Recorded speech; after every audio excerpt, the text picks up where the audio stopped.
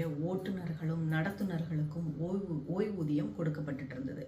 அந்த ஓய்வூதியம் இடைப்பட்ட காலத்தில் நிறுத்தப்பட்டது. ஆனால் திமுக என்ன பண்ணுச்சு? தேர்தல் வாக்குறுதியாக நடத்துனர்களுக்கும் ஓட்டுநர்களுக்கும் ஓய்வூதியம் கொடுப்பதை மறுபரிசீலனை செய்து நிறுத்தப்பட்ட ஓய்வூதியத்தை திருப்பி கொடுப்பதற்கு நடவடிக்கை எடுப்போம் அப்படின்னு ஒரு வாக்குறுதி கொடுத்தாங்க. அதை நம்பி நடத்துனர்களும் ஓட்டுநர்களும் தன்னுடைய வாக்குகளை திமுகவுக்கு கொடுத்து ஜெயிக்க வச்சாங்க.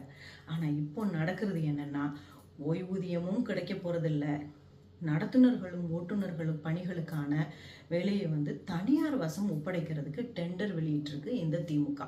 அப்போ ஓய்வூதியமும் வரப்போறதில்ல, அரசு வேலை அப்படின்னு சொல்லி சிரமமான வேலையை செய்து கொண்டிருந்த இந்த ஓட்டுநர்களுக்கும் நடத்துனரும் தனியார் வசம் போறது எவ்வளவு பெரிய ஏமாற்றம். ஆக சொல்றது ஒண்ணு, செய்யறது ஒண்ணு இந்த திமுக.